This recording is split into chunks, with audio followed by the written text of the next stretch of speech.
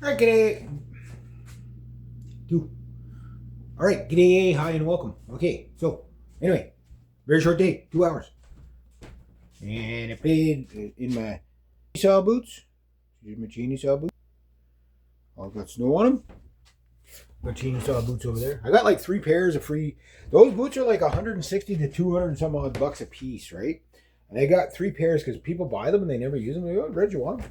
Yeah, you're darn right, I want them. Marvin. And my beautiful chainsaw. It had freaking pieces of walnut stuck to the top of it there because of Marvin. I used my pole arm chainsaw today.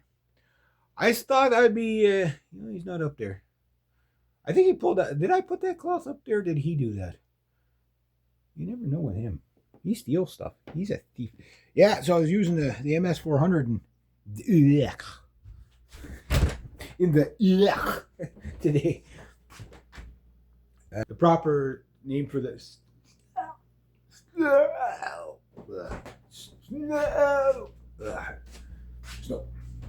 Oh, I knocked over my glass. No, I knocked over my glass. I was in the midst of putting a foam thingy in here when my client showed up and I knocked some stuff over. And I blame Marvin. It wasn't his fault this time. I'm not a bad person. I just blame a nefarious squirrel for all my problems. You up in this tree? What are you doing? I'm worried about him. He's like eating way too much. I know squirrels eat a lot, but I don't think they're supposed to eat that much. I'm afraid he's going to get too fat and Casper's going to catch him. He's going to be too slow. You know? He's like a fat bottom red squirrel, right? So, fat bottom red squirrels. You make the black wallet disappear. I don't know. Not as catchy of a song as I thought it was going to be. No, I don't see him up in this tree. He's not on his branch. I wonder where he's at. Oh, he's up in the attic or something. I don't hear him, so. No news is good news, I guess. Alright, so. I do have to show you something cool.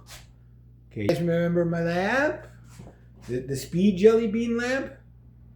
The fastest jelly bean lamp in the world. I love that lamp. But I got the antique one. This one's cast iron. Check this bad boy out.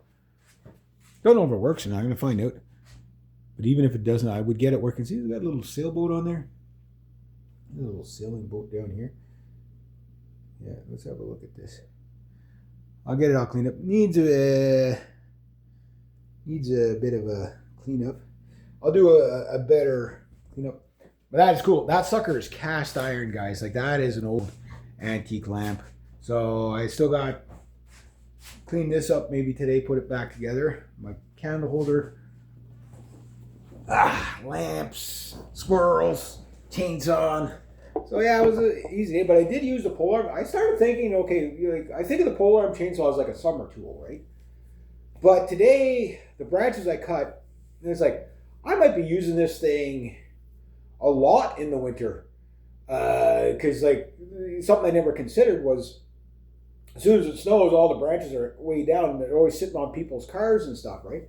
So it's like, if I need a little extra work for myself, say, hey, anybody got some branches that are, like too low in your driveway? Now's when you find them. Like, you forget about them during the summer. It's like, but that tool is going to be, it's useful. Like, my client and I were discussing it again today, and she's like, oh yeah, no, that thing's great. she's like, oh, can you get this branch? Oh, and then I think about mid-February. I don't know if we're going to be doing it in mid-February, because normally she says not to do that in mid-February, but we're going to be pruning the top of the apple tree. And I told her about the new apple tree I found. And I'm like, okay. She said, but it's probably going to be around February. I said, okay, it's no problem. But I was like, weird that we'll be doing it then. But I think like the idea is to get the apple tree to grow like this instead of like this, right? And yeah, mind you, like, she's, like, her dad was a world-renowned botanist and stuff like that, and she's like flowers and shrubs and trees her entire life. So she says, we're going to do it in the dead of February. I guess what it is I think what she was getting at was, like, fall and spring, don't prune your trees then when the trees are kind of waking up or going to sleep. But when the dead of winter, when they're completely dormant, you're probably okay to cut them. Don't quote me on that. And when they're obviously in the middle of the spring, when everything's warmed up and the tree's growing again, and it has enough time to heal throughout the summer. I guess that's what she was getting at. Because, like, when I pruned the I think it was in the fall when I cut most of the pear tree. I think it was, yeah, it was last October. And then,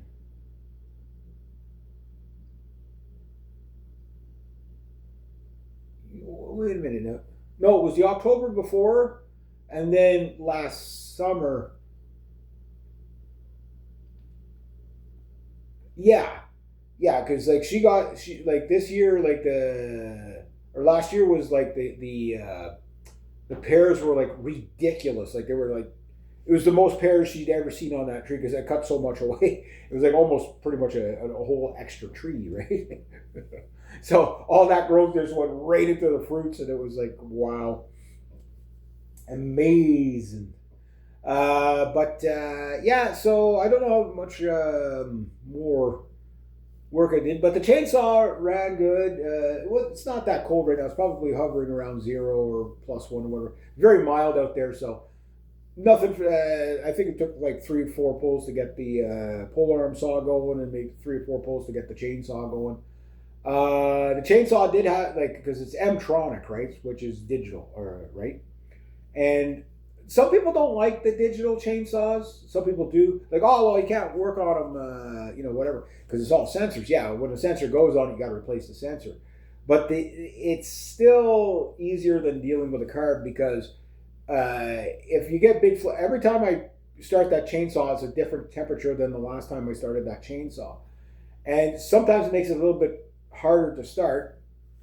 But once it starts, and it warms up, then you rev it, and then you hold the trigger open for a bit. You'll hear it adjusting itself, and then once it's like warmed up, it's like okay, you hold it open for a few seconds, like 8 seconds or something like that. 8-10 seconds is what they say in the manual. Now there's a whole procedure if you really want to dial it in. But it seems the M-tronic seems to dial in to the temperature and all that. Like once it's warmed up, it's yeah. Like you can keep your carburetors. Yeah, they're easier to work on, but like they're way more finicky. This it's once the saw is warmed up, and then you hold it open a bit until it levels itself, and then once you hit like you hit the rev limiter, you're good. You know what I mean? And then it's like, you just cut through everything, just like a Ginsu knife. I did forget to bring my files today, but I didn't need them, so I cut up a little bit more elm, but it's all small stuff, but it's still pretty hard. And then I did all those little, those little brush trees are. They're like little stuff like this, maybe max that size. It's all down by the creek. It's a spot where, like, by law, you're allowed to, I think, have like a 10 feet or 15 feet, whatever it is, at the waterway. But you got to leave like 90% of the vegetation type of thing, right? And yeah, so I cleared that one spot, and she could see good. She see right up the creek right now. You can see like really good. So that made a big difference. So between the chainsaw and the polearm chainsaw, yeah, I'm discovering more uses for that polearm chainsaw. It's like that tool I think is going to be really, really handy. So I only made $50 today, so let's say 25 on the chainsaw, 25 on the 25 on the polearm saw. But that'd bring me up to 375 on the polearm saw out of the 650. So that's not too bad. You know what I mean? Not too bad. I forgot my Coca-Cola here, even though I got a Pepsi.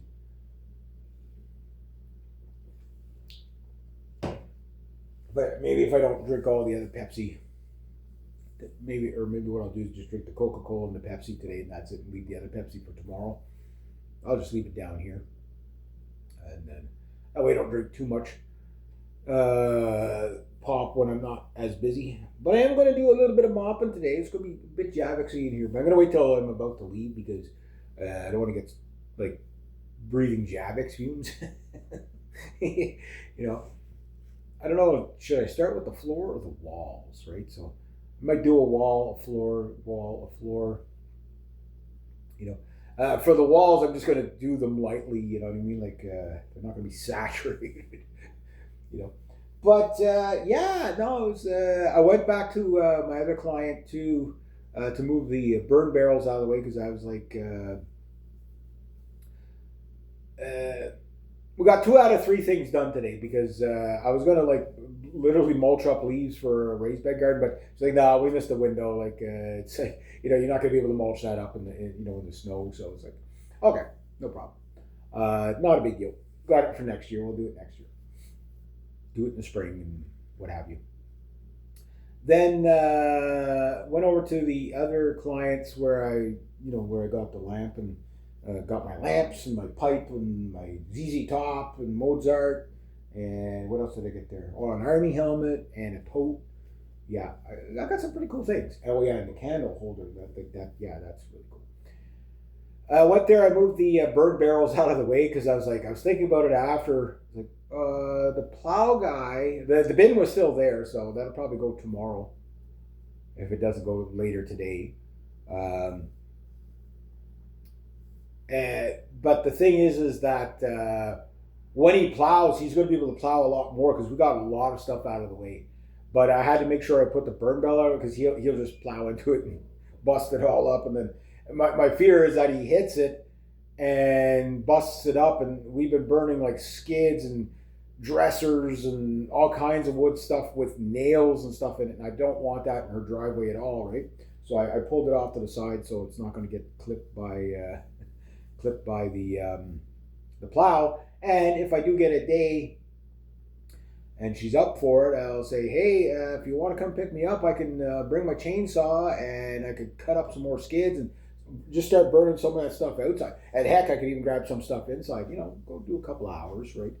Say, say burn for like 2 hours and clean up for 3. Like just get stuff out of the house for. Because if I could keep cleaning there, like it's going to make life easier for her. It'll make it easier and more likely to sell the place because like people will see a place like I can walk to a place like that and say, oh, I can see what it's going to look like when it's finished. And I'm also able to assess whether it's like that house is done. That house might not be salvageable. It's that bad, right? It is moldy. It is bad. But parts of the house might not be as bad as I thought. But the thing is, I'd have to get in there and you can't get in there because of all the clutter in there, right? There's 80 years worth of stuff in there. You know what I mean? So my whole thing is that, like all the people in town that know her, they're like the nicest lady, right? So, and they're like, oh, if you can, even her family was saying like, oh, Red, she speaks so highly of you, you help her out so much and stuff like that. And I help her out from time to time, but it's that much appreciated, and a lot of people don't get that, it's like, sometimes it's more than just about the money, yes, I got to make a living, all that. I got to charge people. I get that. I try to be as fair as possible, but I got to make a living, right? But there's also the gratification of doing a job that has meaning in the sense of, hey, you're not just doing this to just make an aesthetic on a property. You're doing something that's making somebody's life. You're being a solution to their problems, right? And that's a great place to. It's a great ego booster. It gives you a good self-worth kind of thing when you can do stuff for people, right? And also too, it takes the burden off the people when you're motivated about it. Like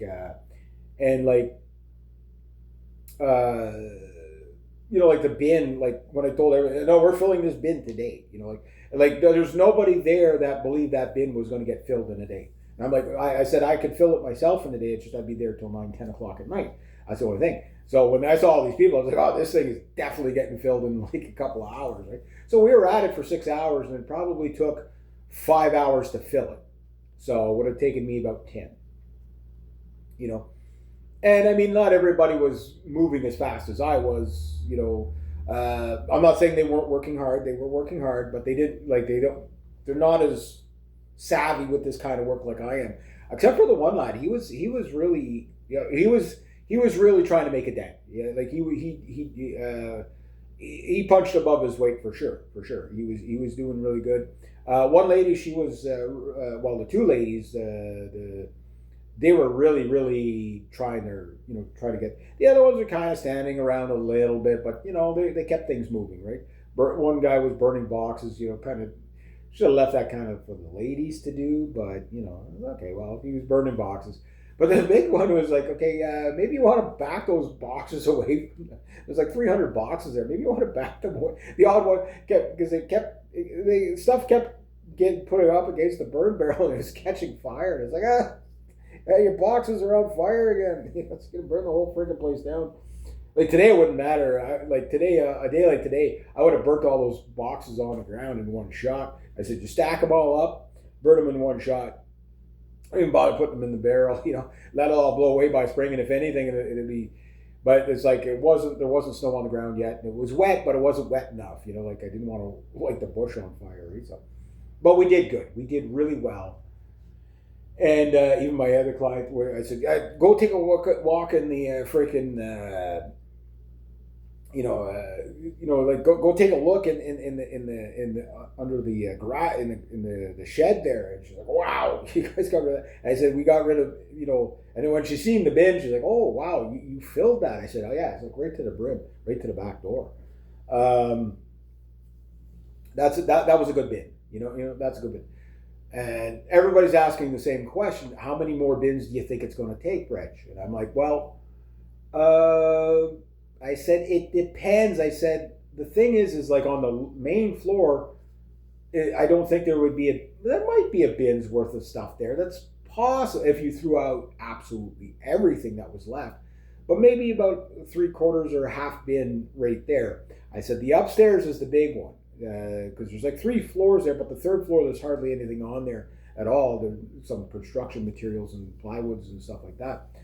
But other than that, there's like it's the 2nd floor. But the 2nd floor probably has a bin or 2 bins, but it all depends on how much is paper, how much is wood that can be burnt, right? So it's more of the clothes and stuff like that. Like I was saying, mostly it's glass, plastic, and clothes in that bin.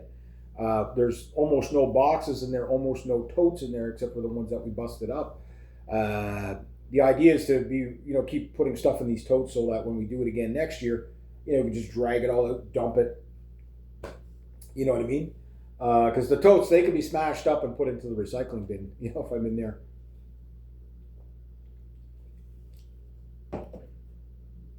You know, like it's you do what you can for people, right? And again, it's like I'm going through, like I was telling my client today, I said, I'm basically doing the same thing here. It's just I'm doing it at 52 and not, 82, you know? Like I don't think I would be able to clean this place the way I have so far at 82 years old. I think that would be, my grandmother was 84 when she passed away. My grandfather was 76 when he passed away. My grandfather had health issues with his lungs and stuff, right? But my grandmother, like, she still kept this place fairly clean when he came down here. Like, she didn't let it go. She was never like this house. I don't ever remember, like under my grandmother, I don't ever remember this house being messy. You know what I mean? Like, I'm sure some of my aunts and uncles say, oh, well, there was a little bit of clutter here and there. Like, it was jam-packed with stuff, but it wasn't like clutter. Not like what was down here, right? So it was just kind of like she just ran out of space rather than hoarded things, right? Because like my grandmother didn't spend money. Like she just, like $2 was a lot of my grandmother grew up in the Depression, right? She was born in 1923. And she grew up in the Depression as a little girl, so $2 would be like the world. Like that would be the world. So my aunts and uncles used to like rag on her. It's like, oh, don't be so cheap, blah blah blah. And it's like, yeah, but she grew up during the Great Depression. You know what I mean? Like those old people, like those weren't the boomers; those were the silent generation, right? And the Great Generation, the World War One generation. And they basically, although my grandmother was later in World War One, my grandfather was born in 1901 or 1900. I can't remember. Yeah, so like these people, they were different. They were just different. They were old world different. Um, like they grew up at a time when everything was the same for about 500 years before that. Like there wasn't much changes in technology or whatever, like until the steam train came on. But like basically the 1700s to the 1900s, you don't see a lot of difference between the technology, right? Styles maybe, but technology, no. And the thing about that is everybody that grew up in those times, most people were poor, like really poor. So yeah, $2 was a lot of money. Now for me, I'm just more living in reality of how fast money disappears in the inflation that we're living in, and it's good. It's only going to get worse. But I also understand too that like you gotta spend money to make money. Like with the tools and stuff like that. That's why I buy the new chainsaws. Like it's nice to have a saw. You just pull it and you go and you just do your job and then you're done. And you just maintain it. Which my saw, I'm going to be doing the tabletop review of the saw probably this week coming. I got one more day of work this week. Probably another short day, but that's pretty much it until like Wednesday. So like my client was saying, okay, well, from this point on, it's kind of like I'll call you if I need something. But it's like we did good. I mean, it's the 10th of November, working into the 10th of November. That's not bad. It's not bad. It's not phenomenal, but not bad. But it doesn't mean my season's necessarily completely done, but it could be. Like, I mean, I've got one more client for the next 4 weeks every Wednesday. That's, like normal schedule, right? After that, it's like, who knows? But I could be polearming, chainsawing. I have a hunch I'm going to be doing a lot of polearm chainsawing because, like, word gets around when you can do stuff, right? Oh, Reg does chainsaw? Okay, yeah. Well, okay. We're the 10th of November. It started snowing last night, right around supper time, just as I left here. About 2 inches of snow on the ground. I don't know if I'm going to have this yard plowed or not. My dad and I were discussing it, and I'm just like, I might not have a vehicle till spring. You know what I mean? And it's better if I don't have a vehicle till spring because in some ways well, twofold. Either A, there might be a potential that I might make more money and be able to buy a better vehicle, a more expensive vehicle. But there's the other potential that I don't, spend all my savings on a vehicle and have a hard time getting through the winter. Because that does tend to happen to me, right? So, but we'll see what happens. So it's like my next big expense is basically two things, other than my regular living expenses, is hydro in December. And then it goes December, January, February. Okay, so which I think I have the money for that right already. So I should be okay for the hydro because whatever. But if I can make some money in between now and then, that helps me out. As far as the vehicle goes, like if I start running short on my my savings, then I have to tap into the vehicle fund, and that'll delay things again.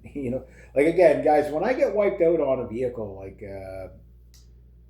like it takes a long time to be able to find something good. And again, like, oh, just go out and buy a $500 vehicle. Well, like the $500 vehicles don't exist that easily. You know what I mean? I end up getting them off of people that take pity on me, that are, well, I was going to send it to the scrap heap anyway.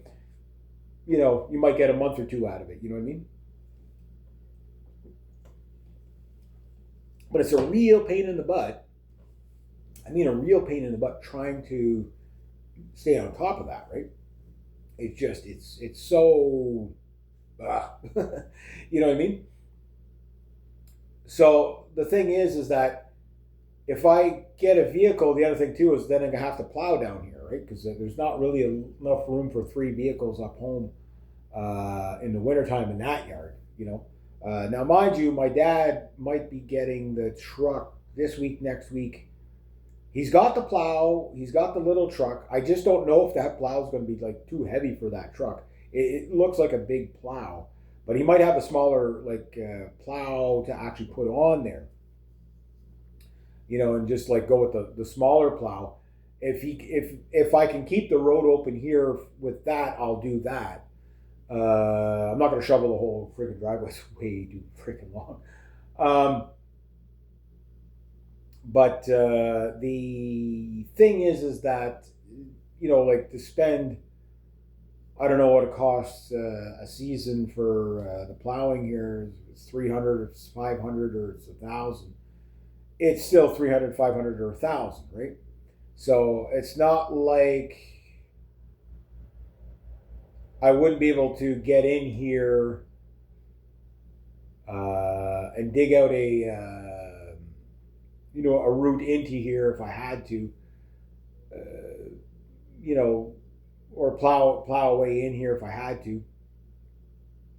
I could always say, okay, Paul, my driveway's completely, stuck. I'll pay, we'll grab the snow blowers. I'll pay, you know what I mean? We'll both do it together or whatever. Just get my driveway open. If I do that, say like twice a season, enough so that if, I had to get in here with a vehicle, I could. But I might not have to do that, right? So that said, the money that I would spend on, let's say it's going to cost like $1,000 for plowing. I'm going to go out and buy a snowblower. You know what I mean? Yes, okay, it's more work for me to do, but it's not like I'm working every single day, right? You can get away with a couple of snowfalls before you have to snowblower. But if you get like 3 feet in one night, okay, well, when everybody's calling, Reg, you got to come and dig me out. Well, I can't. I got to snowblow here first, so I'll be priority over everybody else. I'll see you tomorrow. So I don't know how much snow shoveling I'm going to be doing this winter. It's just going to depend on who's willing to pick me up. But my hunch is this. If this is the most snow I've seen before November 11th in years. It's not a lot of snow. It's only like 2 inches. But we usually get like a dusting, around this time of the year. And I mean a dusting where it's like you still see the blades of grass sticking up. This, you can't see the grass. Like it's white out there. It's I think it's the stuff that's going to stay, right? And we might be getting more snow tonight. Hopefully it's not too bad for the poor soldiers tomorrow.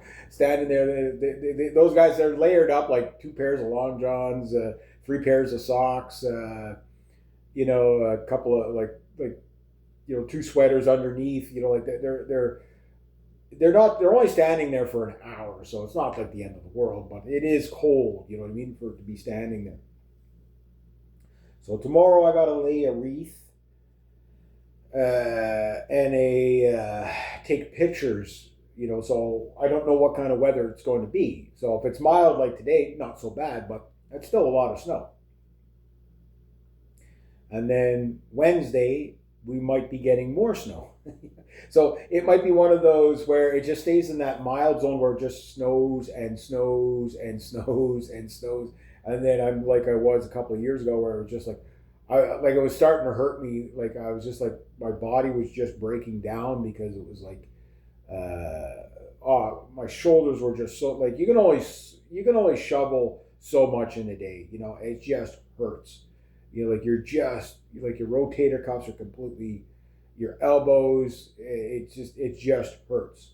You know, even your like your shins and your ankles get really stiff because you're always pushing against that freaking snow scoop, right? So, um, yeah, I don't know how much of that I'm going to be doing. I don't know how many trees I'll be clearing. I can imagine I'll be doing some. Um, but maybe if I'm lucky, I doubt it'll happen. But what I might do is, you know, like again, without a vehicle, it's hard to do. Like I have little jobs like to do throughout the winter once a week. So I don't know if I'm going to have the same guy I had last year. He hasn't called me yet, but I have a hunch he's probably going to call me and say, "Reg, would you be interested in doing the roof again this year?" That's if he's still kicking. You know, I mean, the guy was 85, right? So it's hard to say. Maybe he's not around anymore. I don't know. I haven't heard anything. I hope he's doing well. But you know, I don't know, right? And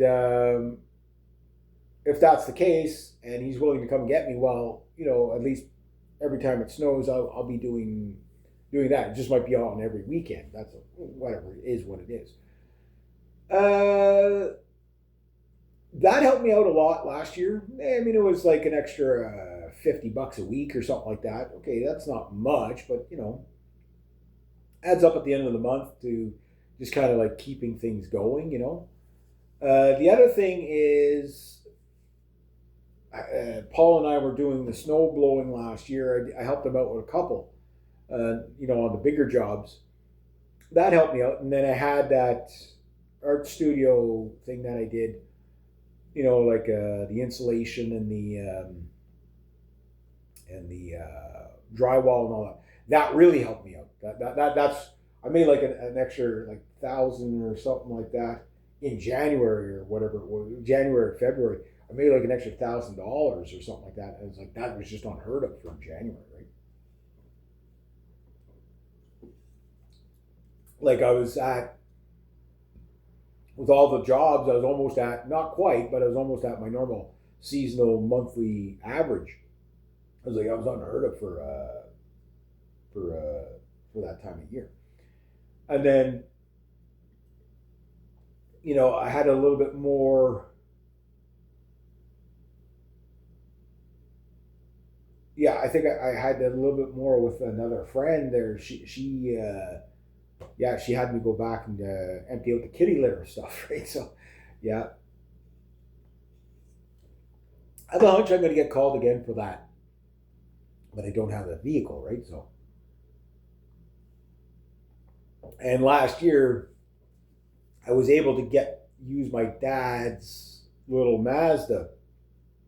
That's no longer on the road, right? So the downside to that is I can't use that truck anymore for the winter. I was very paranoid of that truck, you know, rolling in park all the time, and you know, like every time, like you know, like starting it every time was like I'd get out and reset the positive post so it would start, and then you know, like would it charge up the battery, you know, like I you know, like that vehicle was rough. That one was probably to date the roughest vehicle, yeah, out of all the vehicles. But I didn't own it. Like it's my dad's vehicle. But it'll make an okay little plow truck. I mean, you know, great way to finish it off. And then plus, when that truck's done, it's still, you know, you could still plow. You know, like keep the plow, right? Like you get rid of the truck, but you keep the plow. Put it on the next truck. And I don't know what my dad's main thing with that, like if he's still going to get other people to plow, but maybe he's going to do his own plowing this year, but then maybe he tries to plow the hill, but that's kind of a small truck to be plowing with. So I think it's one of those things where, see, another thing he could do, and I'll mention it to him, like, if my dad wants, we could park that truck down here. That would, and then, okay, when you need the truck, come grab the truck down here, plow up there, right? And then you can keep that all clear up there, and you can just park the truck down here. And then, we'll plow down here too. Two birds, one stone.